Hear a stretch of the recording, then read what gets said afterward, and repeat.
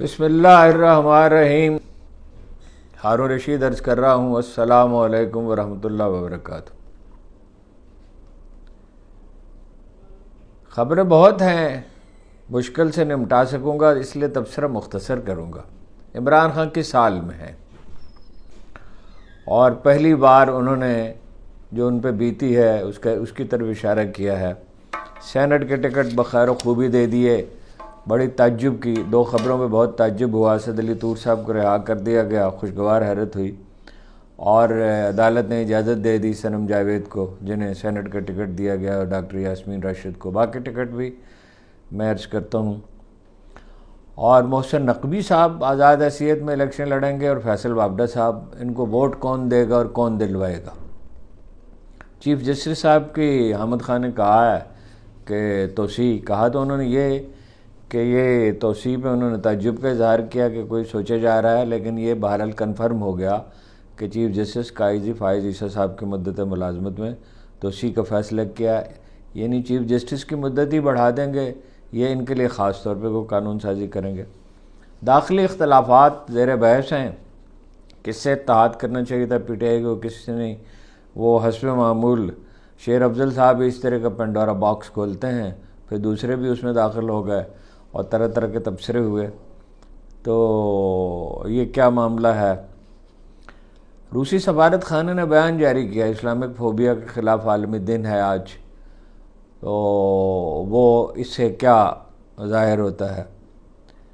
بھارت سے تعلقات، German radio کی خبر ہے، ویسے یہاں بھی خسر پسر ہو رہی تھی، اندازہ یہی تھا کہ مودی صاحب نے بڑی پرجوش مبارکباد دی ہے شہباز شریف صاحب کو، جو پہلے نہیں تھے، کہ ان سے تعلقات بحال ہو جائیں گے، سفیر دونوں ملکوں کے واپس بلا لیے گئے تھے، واپس چلے جائیں گے، اور امریکہ نے اس کا خیر مقدم کیا ہے کہ یہ نہیں، اس میں امریکی بیان میں اس کا اشارہ نہیں ہے کہ تجارت بحال ہو جائے گی، تعلقات معمول پہ، لیکن ان کا اس کا خیر مقدم کریں گے، جو ظاہر ہے اشارہ تو اسی طرف ہے۔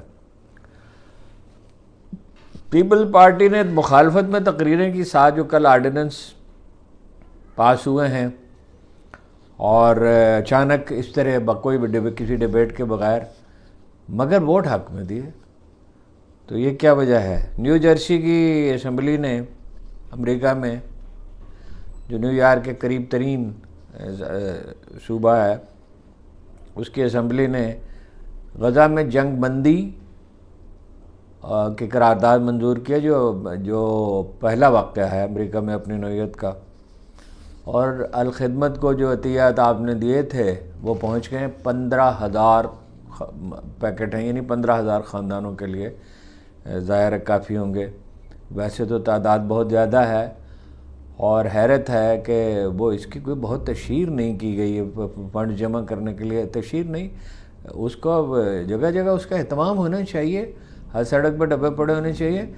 41 بلین ڈالر خیرات میں جاتے ہیں پاکستان، 41 بلین ڈالر، اور یہاں تو 2-3 بلین ڈالر کی ضرورت ہے، اور لوگ خوش دلی سے دینے کے لیے تیار ہیں۔ یہ نظام وضع کرنا چاہیے الخدمت کو، اور آسانی سے انشاءاللہ وہ ہو جائے گا۔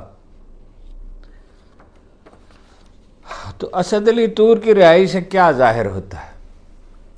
وہی جناب ہمایوں دلاور صاحب جج جو ہیں، جو سن نہیں رہے تھے اور ملتوی کرتے جا رہے تھے، وہ ویلا ہوا، شور مچا، تو انہیں رہا کر دیا گیا۔ اس سے ظاہر ہوتا ہے کہ یہ تو خواہش شدید ہے میڈیا کو دبانے کی، سوشل میڈیا کو دبانے کی، اختلافی آوازوں کو کچل کر رکھ دینے کی، لیکن اس کی متحمل حکومت نہیں ہے، اس لیے کہ دنیا بھر میں اس پہ شور مچتا ہے۔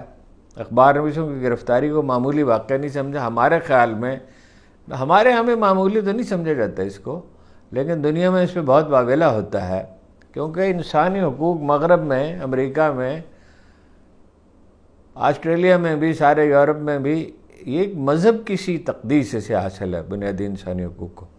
بہرحال وہ رہا کر دیے گئے، یہ خوشی کی بات ہے، اور عمران ریاض صاحب کے ساتھ تو رہا تو وہ بھی کر دیے گئے، لیکن ان کا ٹیلی فون، ان کے ریکارڈنگ کا سارا سامان وغیرہ چیزیں، اور بھی بہت سی ان کی قیمتی چیزیں جو پنجاب حکومت کے قبضے میں ہیں، اور قانونی طریقے سے کوشش کرنے کے باوجود انہیں واپس نہیں کی گئیں، اور جو لوگ آزاد ہیں انہیں ڈرانے دھمکانے کا سلسلہ جاری ہے، اور ان پہ پابندیاں ہیں، کسی چینل پہ نہیں جا سکتے اور کہیں انہیں ملازمت نہیں مل سکتی۔ تو یہ تو جبر کا سلسلہ کب تک جاری رہے گا؟ اگر فیصل بابڈا کی بات سنیں تو وہ کہتے ہیں علی امین گنڈا پور بھی جائے گا اور چاند پہ جا کے پی ٹی آئی حکومت بنائے، اور اگر کوئی غور کریں تھوڑے سے ٹھنڈے دل سے تو روک کوئی سکتا ہی نہیں ہے پی ٹی آئی کی حکومت کو۔ اسد قیصر صاحب نے تو یہ کہا 5-6 مہینے میں ہماری حکومت قائم ہو جائے گی، یہ ٹائم فریم تو نہیں دیا جا سکتا، لیکن کبھی یہ کہ تاریخ کا مسلمہ اصول ہے کہ اقلیت تادیر اکثریت پہ حکومت کرتی نہیں ہے، اور خاص طور پہ ایک بیدار اکثریت۔ اب سب کے سب لوگ تو متحرک نہیں ہیں، لیکن سوشل میڈیا پہ آپ دیکھ سکتے ہیں کہ ایک آدمی عمران خان کا ماسک لگا کے جا رہا ہے تو کس طرح لوگ اسے ویو کر رہے ہیں، حالانکہ وہ جانتے ہیں کہ ماسک لگایا ہوا، ماسک کا تو ظاہر ہے احساس ہوتا ہی ہے کہ ماسک ہے، اصل نہیں ہے۔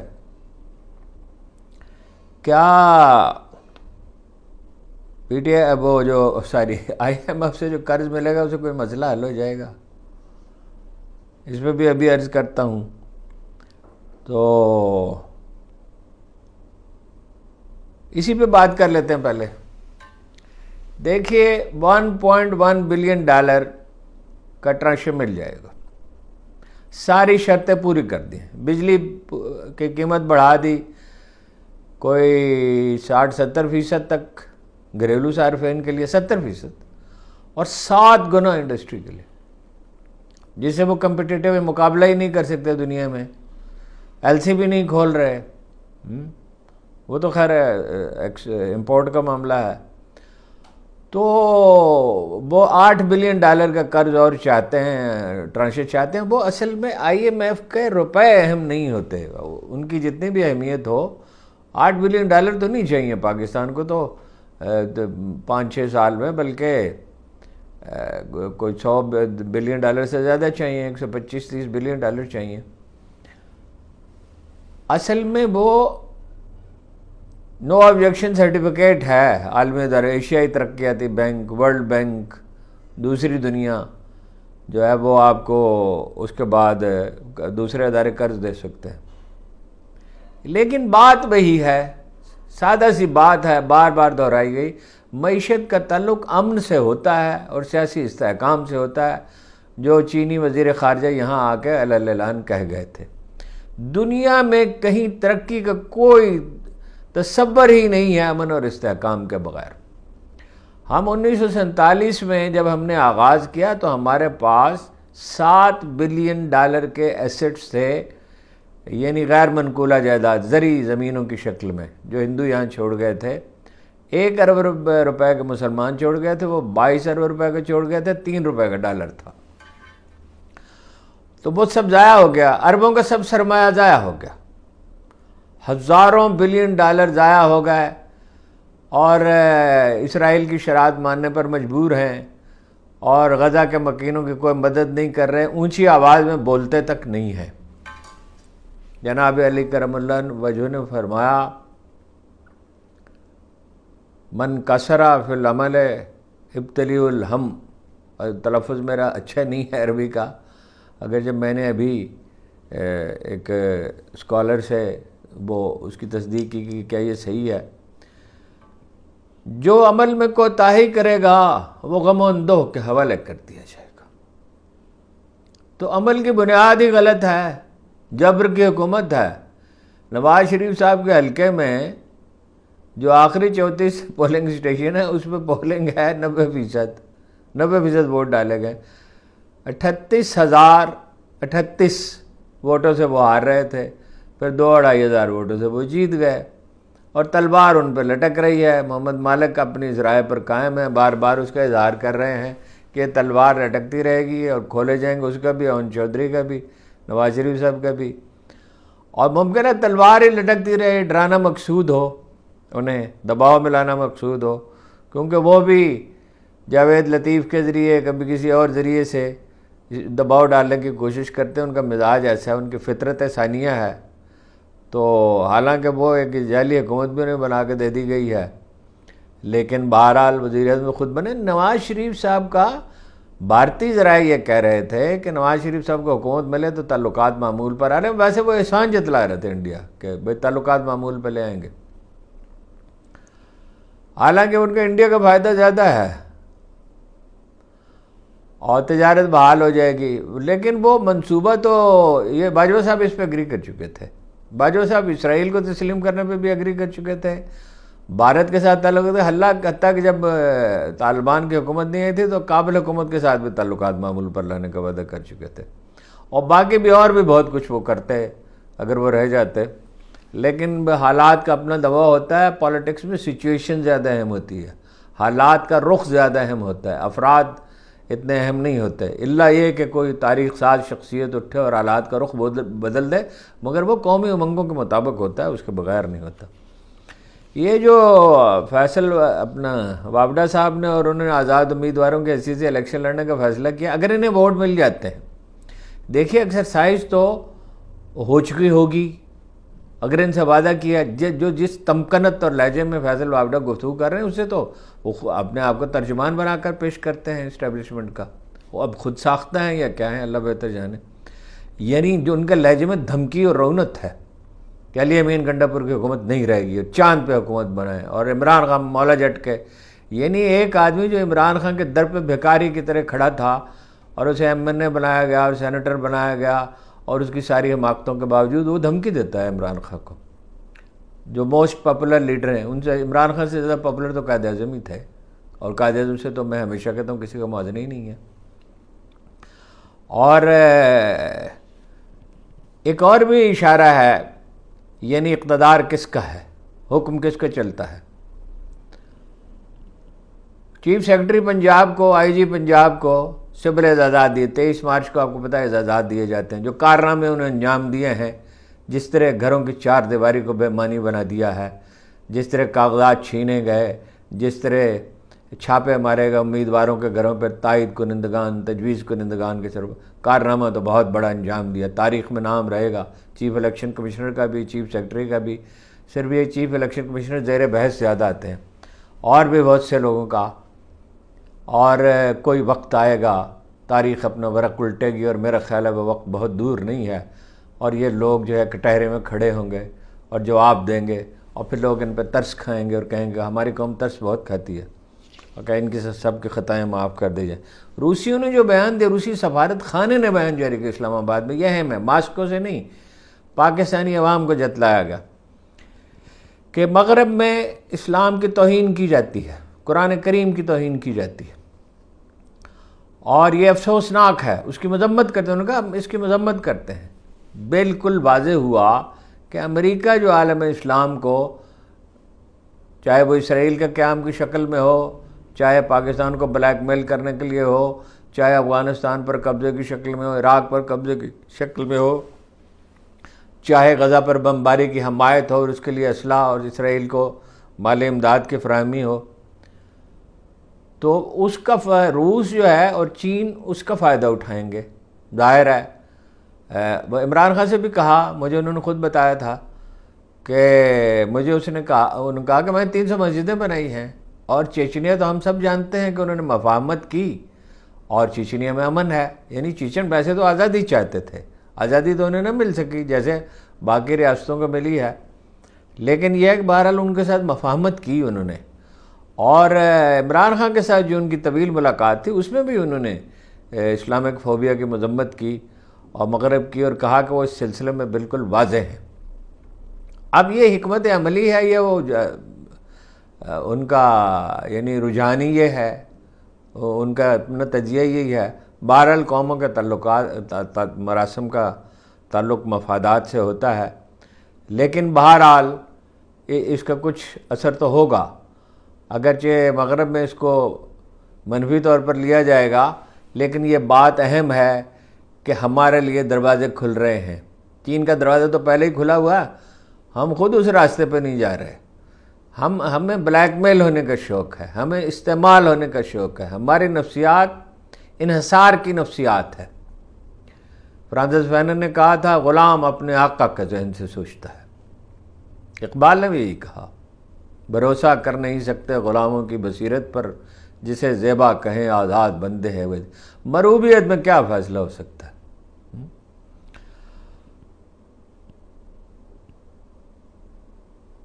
شریک حکم غلاموں کو کر نہیں سکتے، خریدتے ہیں فقط ان کا جوہر ادراک۔ استعمال کیا گیا ہے پاکستان کو، اور مالی مدد بھی اسی لیے دی گئی کہ اس کا بڑا حصہ واپس چلا گیا۔ نیم غلامی کسی حالت ہے، غلامی ہے، نیم غلامی کیا؟ مطلب جو حکم وہاں سے آتا ہے اب وہ اصرار کر رہے ہیں، اب بھی IMF کا اصرار جاری ہے کہ قیمتیں بڑھائی جائیں اور صوبوں کا حصہ کم کیا جائے، مزید بڑھائی جائے، بجلی کی قیمتیں مزید بڑھائی جائیں گی، وعدہ کر لیا IMF سے۔ وہ بات بیچ میں ہی رہ گئی عمران خان صاحب کی۔ پہلی دفعہ انہوں نے، سمیع ابراہیم صاحب نے بتایا، پہلی دفعہ انہوں نے کہا کہ بہت تکلیف دہ تھے جو جیل میں رکھا گیا تھا، انہیں اڈیالہ میں لانے سے پہلے اٹک قلعے میں جو رکھا گیا تھا، وہ قلعہ جو ہے شیر شاہ سوری کا بنایا ہوا، اس نے خواب میں بھی نہیں سوچا ہوگا ایک دن یہ بن جائے گی، جیل بن جائے گی۔ تو وہ بغیر کسی چیز کے، بغیر بستر کے، بغیر تکیے کے فرش پہ سونا پڑا۔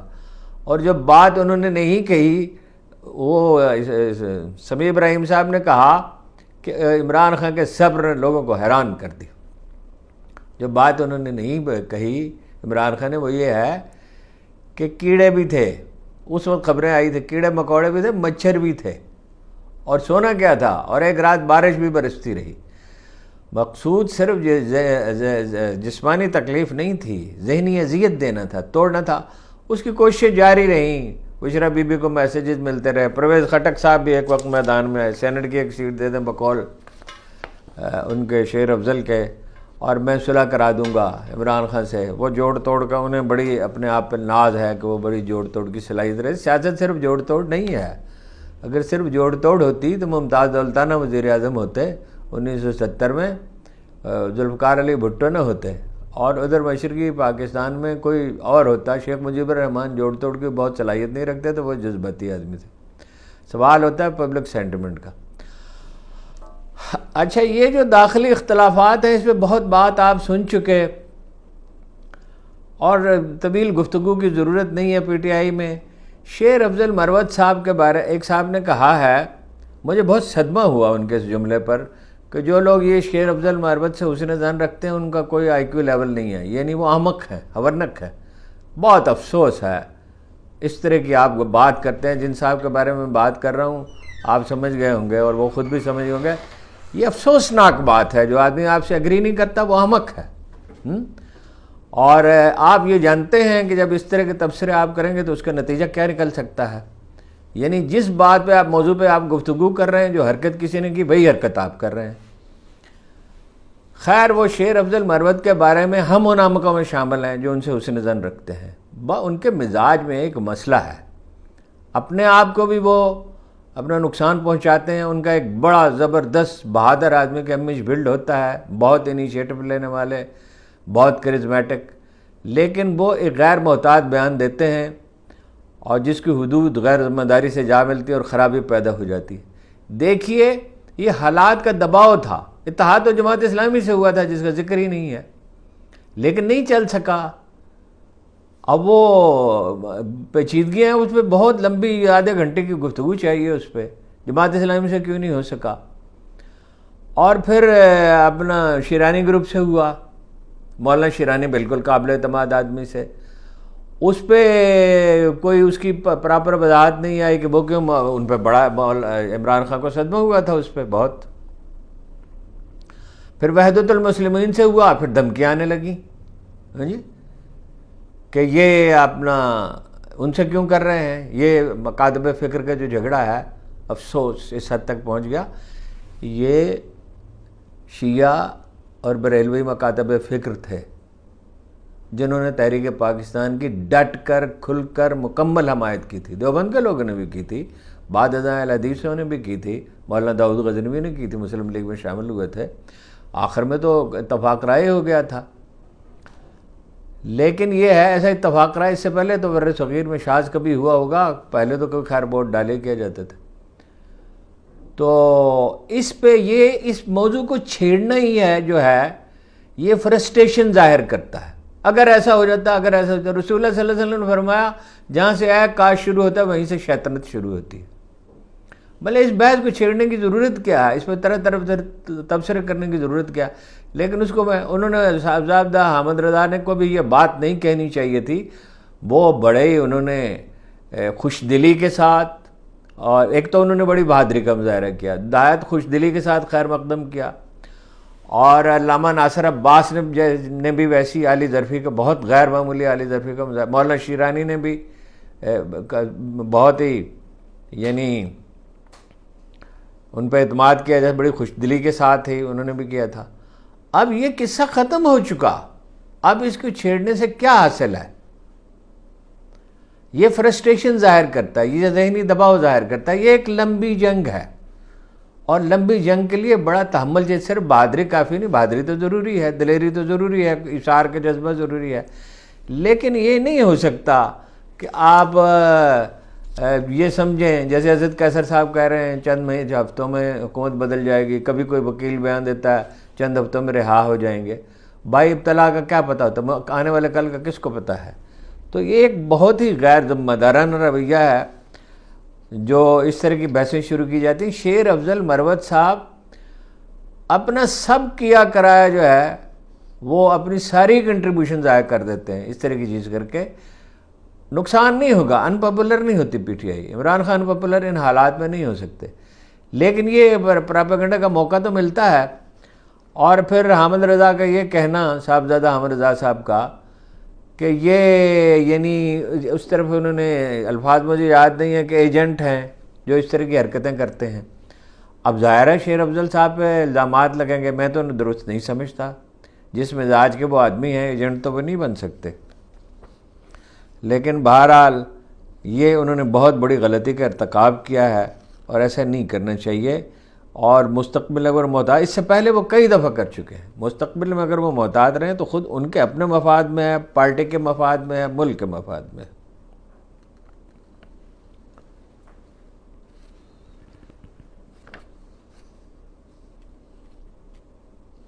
بھارت سے تعلقات کا میں نے آپ سے عرض کر دیا, یہی ایجنڈا تھا. نواز شریف صاحب کو لانے کے پیچھے جو بھی فورسز تھیں سب آپ جانتے ہیں کون کون سی تھیں, لیکن اب ان کے بغیر ہی یہ مرحلہ سل کر لیا جائے گا. اصل میں بھارت سے تعلقات معمول پر لانا نہیں, بھارت کی بالادستی تسلیم کرنا اس علاقے میں.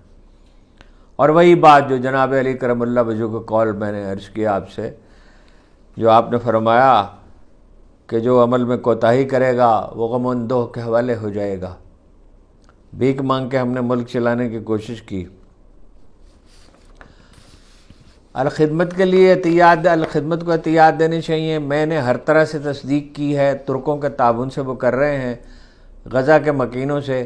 واقعہ یہ ہے کہ اگر کوئی شخص اب وسائل ہونے کے باوجود, ویسے وسائل سب کے پاس ہوتے ہیں, جس کی آمدن 15,000 روپے ہے, وہ اگر 1 روپیہ دے گا تو وہ 1 روپیہ اس آدمی کے 1 لاکھ روپے پہ بھاری ہے جس کی آمدن کروڑوں میں ہے. تو وہ ڈبے رکھنے چاہیے, کوئی نظام ایسا بنانا چاہیے. ویسے ہماری حکومت کا رویہ تو یہ ہے کہ سینیٹر مشتاق نے جیسے کہا کہ کرکٹ کے میدان میں فلسطین کا جھنڈا لہرایا گیا تو بڑی تکلیف پہنچی. گرتے گرتے ہم کہاں جا پہنچے, قوم تو نہیں پہنچی, لیکن قوم کو بہرحال یہ بتانا ہوگا حکمرانوں کو کیسے نہیں ہو سکتا.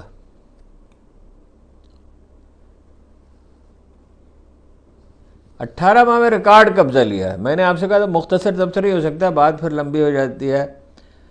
اور کتنا ہے میں آپ سے ابھی عرض کرتا ہوں. حامد خان نے کہا کہ ملاقات پہ پابندی ہے عمران خان پہ, اور یہ قانون کے خلاف ورزی. یہ تو ایک بہت چھوٹی سی خلاف ورزی. سمیع ابراہیم صاحب نے یہ بھی بتایا کہ شیخ رشید کے ذکر پہ خان صاحب مسکرائے اور یہ کہا ہم ان کے ساتھ بہت شغل لگایا کرتے. کسی وقت میں آپ کو بتاؤں گا عمران خان کے مذاق کے بارے میں, اور کچھ واقعات بھی بیان کروں گا. تو وہ کہتے ہیں ہم اسے بہت مس کریں گے. تو سمیع ابراہیم نے یہ نتیجہ نکالا ہے کہ مستقبل میں کسی وقت حالات بہتر ہو سکتے ہیں, یعنی انہیں قبول کیا جا سکتا ہے.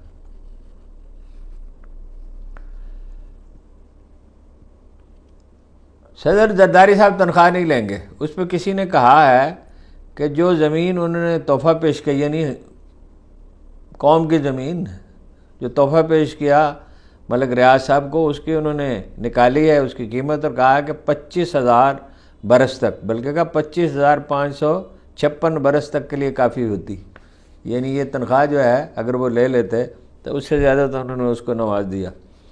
مشتاق یوسفی نے لکھا ہے کہ خان سامان سے بات ہوئی تو تنخواہ کتنے لوگ ہیں، اس نے کہا تنخواہ لوں گا 70 روپے، اور اگر 14 سال بھی میرے ذریعے خریدیں تو 40 روپے۔ تو یہ ہے معاملہ، تنخواہ نہیں لیتی، کابینہ بھی نہیں تنخواہ لے گی، وزیر اعظم بھی نہیں لیں گے، صدر صاحب بھی نہیں لیں گے۔ بھئی آپ تنخواہ لیں، ہاں جی، 2 کروڑ روپے کے 3 کروڑ روپے گاڑیوں کی مینٹیننس پہ تو نہ لگائیں، اور 45 محافظ اور نواز شریف صاحب کے گھر کا خرچ جو ہے۔ یہ جو میں نے آپ کو بتایا NA-130 کا، یہ سرور باری صاحب جو ہیں 2,635 ووٹ سے جتایا گیا ان کو، 90% پولنگ جو ہے وہ آخری 34 پولنگ اسٹیشنوں پر نواز شریف صاحب کو جتایا گیا۔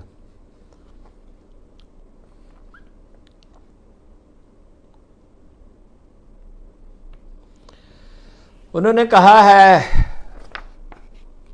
علی امین گنڈاپور نے، عمران خان نے کہا علی امین گنڈاپور کو تصویر نہیں بنوانی چاہیے تھی ان کے ساتھ، انہوں نے کہا مجھے اندیشہ ہے کہ ان کا پیسے نہیں دے گی مرکز۔ بالکل عمران خان صاحب کا اندازہ درست لگتا ہے۔ علی امین گنڈاپور نے کہا کہ ہمارا قرض تو لوگوں کو یاد ہے، 981 ارب روپے صوبے کے ذمے قرض ہے، لیکن 1600 ارب روپے ہمارے واجب الادا بھی ہیں، 1510 کہہ رہے تھے، ممکن ہے 1600 ارب بھی ہوں، تو پیسے اگر دیے بھی تو اگرچہ انہوں نے ایگری کر لیا ہے شہباز شریف صاحب نے، لیکن ایگری کرنے سے کیا ہوتا ہے، تھوڑے سے پیسے دے دیں گے، کہیں گے حالات ٹھیک نہیں ہیں۔ حلیمہ خان نے کہا قومی اور صوبائی اسمبلیوں کے تمام ارکان جو ہے وہ 18 مارچ کو 1 بجے عدالت میں پہنچیں۔ ایک بات عمران خان صاحب کے بارے میں بھول گیا، انہوں نے کہا وہی سمیع ابراہیم کے حوالے سے کہ جب میں نے اسلامک فوبیا پہ بات کی اقوام متحدہ میں، تو ایک بادشاہ نے، وہ بادشاہ جو ہیں وہ یہی ہو سکتے ہیں سعودی عرب کے یا امارات کے، اور بادشاہ کہاں ہیں؟ تو انہوں نے کہا تم اپنے لیے ایک مصیبت کھڑی کر لی، امریکہ تمہیں چھوڑے گا نہیں۔ ایک بڑی دلچسپ خبر یہ آئی ہے کہ پچھلے برس جو حملہ کیا گیا زواں پارک عمران خان کے گھر پہ، تو رانا ثناءاللہ نے اس کی مخالفت کی تھی، لیکن پرجوش حامی تھے اس کے عطاء اللہ تارڑ اور محترمہ مریم نواز۔ ظاہر ہے رانا ثناءاللہ یہ قابل فہم ہے، وہ سیاست کو تو سمجھتے ہیں نا کچھ نہ کچھ، اور یہ تو اپنا انتقام میں جب آدمی ہوش کھو دیتا ہے تو پھر یہی ہوتا ہے۔ فواد چودھری نے کہا کہ سعودی عرب سے خود بات کر کے مبارکباد کا پیغام وصول کیا، ورنہ کسی یورپی ملک نے نہیں کیا۔ روسی سفارت خانے کا میں نے آپ سے عرض کر دیا، ڈویچے ویلے کا بھی عرض کر دیا، جرمن ریڈیو کا۔ نجم سیٹھی صاحب بہت ناراض ہیں اور کہہ رہے ہیں، ویسے تو اینکرز کا رویہ بدل رہا ہے، آپ نے دیکھا کہ بہت سے اینکر، میں نام نہیں لوں گا، کہ وہ بڑی شدید مخالفت کرتے تھے عمران خان سے، اظہار نفرت کرتے تھے، اب ان کا رویہ بدل رہا ہے، اور جن کے ہوش ٹھکانے نہیں ہیں ان کا نہیں بدل رہا۔ نجم سیٹھی صاحب نے کہا کہ 10 لاکھ ایکڑ فوج کو دے دیے پنجاب حکومت نے، اس سے پہلے وہ پراپرٹی میں ہیں، بینکنگ میں ہیں، بہت مختلف ایئر لائنز میں ہیں، اور شپنگ میں ہیں، بہت سارے 26-27 ادارے ہیں۔ تو میری سمجھ میں نہیں آتا اس میں اعتراض کی کیا بات ہے، یہ لوگ اس پہ ناراض ہو جاتے ہیں۔ بھائی وہ پلاٹ بناتے ہیں تو بیچتے ہیں نا، تو اسے منافع کماتے ہیں، وہ ورنہ وہ سارا بوجھ خزانے میں پڑے گا، خزانہ تو یہ بوجھ نہیں اٹھا سکتا۔ ہاں اس کے حدود و قیود ہونی چاہیے، قانون کی خلاف ورزی نہیں ہونی چاہیے، ٹیکس پے کرنا چاہیے، کوئی رعایات نہیں ہونی چاہیے، قانون کے مطابق کریں، تو یہ ملک کی ضرورت ہے اور فوج کی ضرورت ہے۔ اب نجم سیٹھی صاحب نے اس پہ بہت اعتراض ہے، اور بھائی سیٹھی صاحب کا اور مولانا فضل الرحمان جیسے لوگوں کا خیال رکھیں، اگر آپ ان کا خیال نہیں رکھیں گے تو پھر یہی ہے، پھر یہی نتیجہ ہوگا۔ ان کا مسئلہ عوام کے مسائل نہیں ہیں، ظلم و ستم ان کا کوئی مسئلہ نہیں ہے۔ افراد زر جو ہے وہ پچھلے 2 سال میں 24% سے زیادہ رہی ہے۔ حامد رضا صاحب کی بات تو میں نے آپ کو کہی تھی، لیکن وہ بہت تلخی کے ساتھ انہوں نے کہا کہ اپنے گھر میں اس مسئلے کو حل کریں، اور میں اگر بات کروں گا تو آپ کو شرمندگی ہوگی، اور میں عمران خان کے ساتھ کمیٹڈ رہوں گا۔ میں کوئی ایسی بات نہیں کہنا چاہتا جس سے انہیں نقصان پہنچے۔ سپریم کورٹ کے میں فیصلہ ہونے والا ہے فوجی عدالتوں کے بارے میں۔ اگر یہ فیصلہ ہو گیا کہ فوجی عدالتوں کو اجازت دے دی گئی تو 13 کیسز ایسے ہیں جن پہ فیصلہ ہو چکا ہے اور فوراً ہی سزا دے دی جائے گی۔ بجلی کی قیمت میں آپ سے اضافہ کر دیا، آپ سے عرض کر دیا کہ بھائی وہ بجلی کی قیمت میں IM سے وعدہ کیا۔ اب پیپلز پارٹی جو میں نے آپ سے عرض کیا تھا کہ تقریریں تو خلاف کی لیکن ووٹ حق میں دیا، جو 7 آرڈیننس کل پاس ہوئے۔ میں افسوس کہ نہیں پڑھ سکا، میں اس کی امپلیکیشن پہ اسی لیے بات کرنے سے گریز کرتا رہا ہوں، لیکن بہرحال ڈیبیٹ نہیں ہوئی، جو بڑی افسوسناک بات ہے۔ تو اس سے اندازہ ہوتا ہے کہ ریموٹ کنٹرول کس کے ہاتھ میں ہے اور کن کے کہنے پہ فیصلے ہوتے ہیں۔ مفتاح اسماعیل نے کہا، آپ کا علم میں آ گیا ہوگا کہ اسحاق ڈار صاحب ان کے خلاف مقدمات ان کے خلاف وہ کرتے تھے، مقدمات بھی ختم کیے اسحاق ڈار کے، اور ان کی ساری جائیداد بھی ان کے حوالے کی۔ تو انہوں نے کہا کہ ڈاکٹر دانش اور کہا میری بہن غریدہ فاروقی سے میرے خلاف پروگرام کراتے تھے۔ اس سے اندازہ ہوتا ہے بعض چیزوں کا، میں خود براہ راست تبصرہ نہیں کرنا چاہتا۔ اچھا، جو غریب ترین ممالک کی فہرست IMF نے جاری کی ہے، جنوبی سوڈان ہے سب سے زیادہ غریب، اور ہمارے علاقے میں نیپال ہے 40 نمبر پہ ہے، پاکستان اس کے بعد ہے 52 نمبر پہ، اور بنگلہ دیش 62 ہے اور بھارت 63 ہے۔ یہ بھی غریب ممالک شامل ہیں۔